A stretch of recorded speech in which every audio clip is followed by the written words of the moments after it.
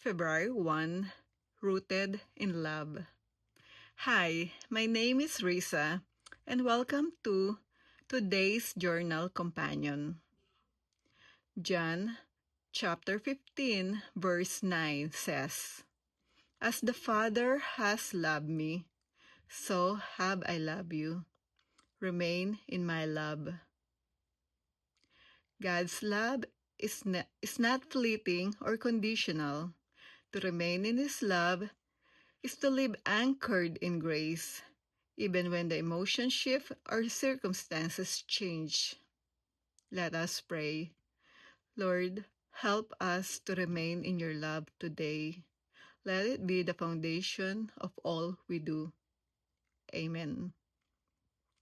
If you love our Journey Companion reflections, please follow us, like, and share. Thank you, and have a blessed day.